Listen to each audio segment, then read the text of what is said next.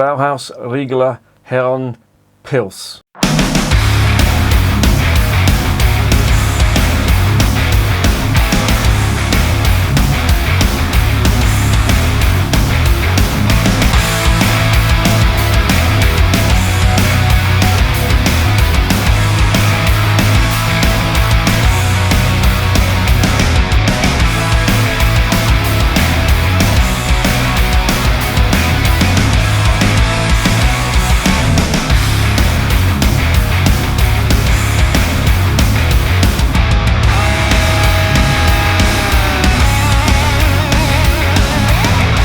And remember, life is too short to be drinking shitty beer.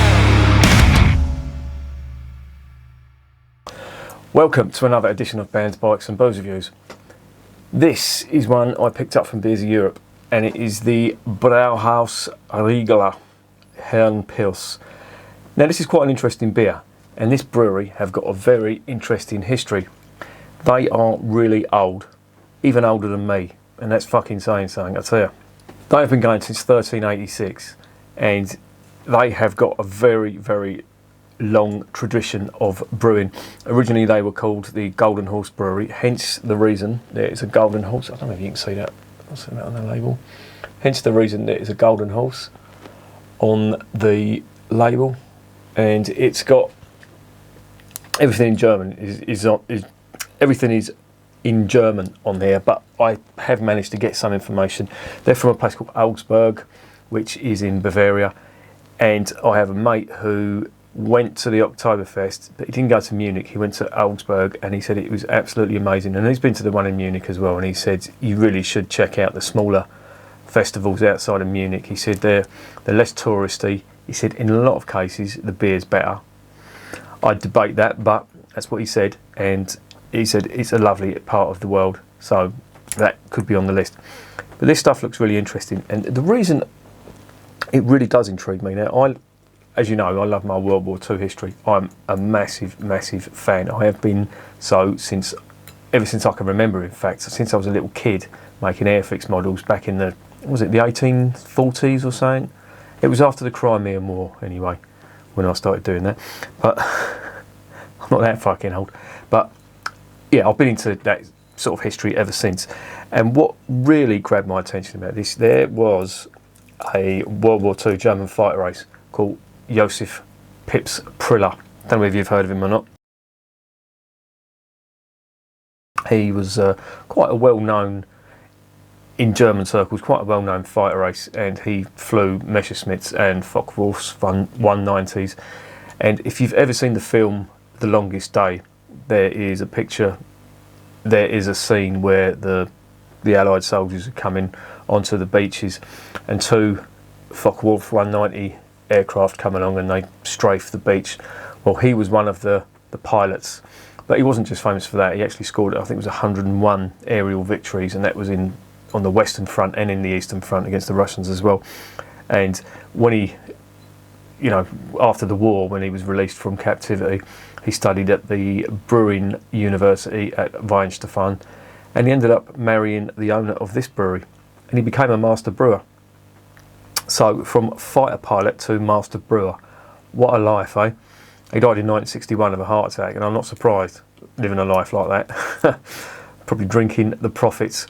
But yeah, this does look like quite a good beer. The brewery look very good. As I say, they've been going since 1386, and would you believe it that the original purity law, now everybody talks about the 1516 Reinheitsgebot, there was a purity law 300 years before that was introduced by the Emperor Friedrich Barbarossa, and that was introduced in 1156, and it was introduced in Augsburg first of all.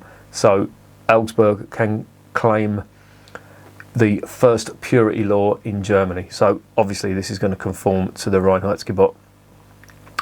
And the brewery looked good. So I've given it such a big build up now, I'm hoping it's not going to let me down. So let's see what's going on with it.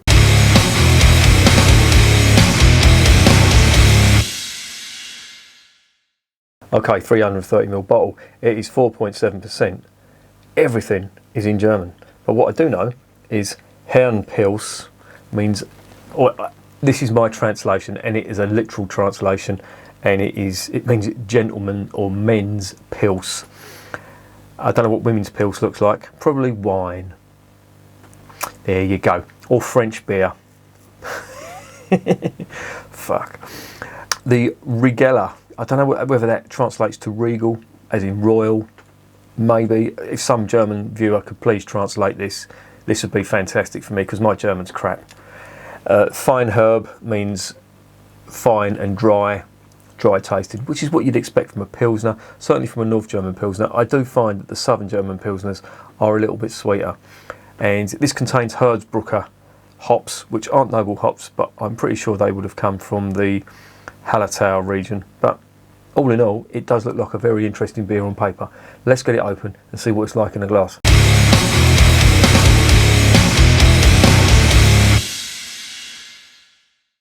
Okay, the cap is just plain brass covered in foil. Nothing to see there.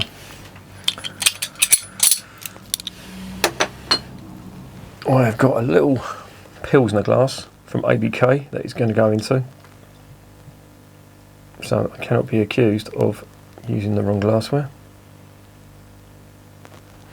Wow, that does look like it looks like a dirty glass for starters, but it does look very nice.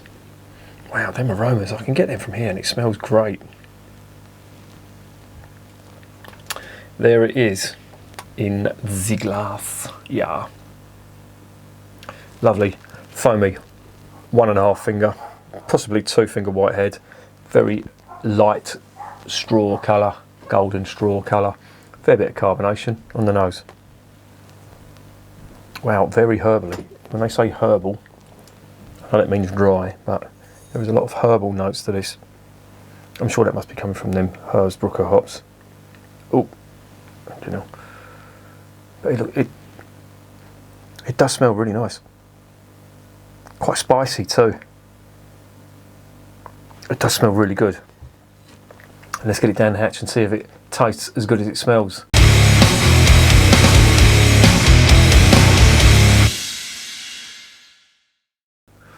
Prost, as they say in Germany.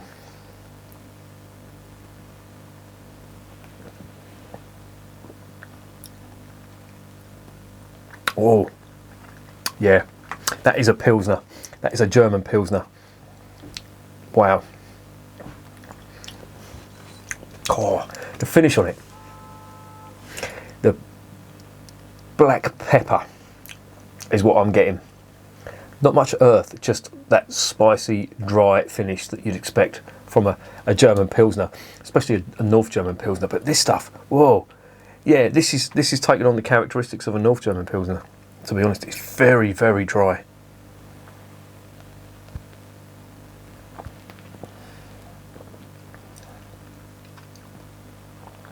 Little hint of lemon citrus on there. Fuck me. Make me cough. Oh, I'd love to see what the IBUs on this are. I don't think they've got them on there, but I would imagine that they're quite high. I would say early 30s on that. And it's almost reminded me of the Jever Pils. Now to date, that was one of the driest and bitterest Pils, German Pils lagers that I've tasted, or German Pilsners that I've tasted, I should say. I'll get the terminology right. But this is definitely a contender.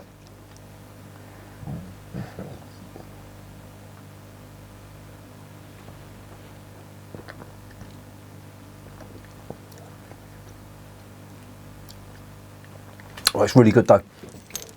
It is really good, but I'm not sure everybody would like this. I don't think many people would get it, because if you pick this up, you'd say, yeah, it's a German lager. And if you drank it, you'd say, oh, there's a fair bit of bitterness on that finish. And some people may not like that, because it is, you know, if you like sweeter lagers, and, you know, again, I don't want to sound condescending, but your average lager drinker, they're drinking macro brewed beer, which in many cases has got some sort of sugar added to it, like a syrup, maybe, something like that. But this is completely the other end of the scale, and that's why I'm saying they probably wouldn't get it, maybe not like it, because going from that and drinking that is a big jump, believe me. I would say you're going up at least 10 points on the IBU scales. But I like it. There's not much malt. This is all about the finish. It's very refreshing, I will say that. It's come out of the fridge, it's quite cold, but I'm still getting that bit of finish. And it works really well. I like it. Yeah. Not something I'd expect from Bavaria. If I drank this and it was out of a bottle of North German Pilsner, I'd say, yeah, that is typical and a very good example.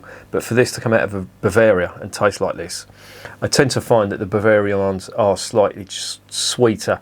Now, don't get me wrong, you do get a slight bitterness on them, herb and spicy pepper bitterness on the finish of them Bavarian ones, but it isn't as big as the North German stuff.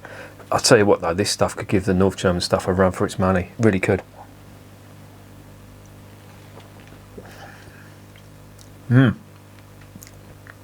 like that. That is a nice one.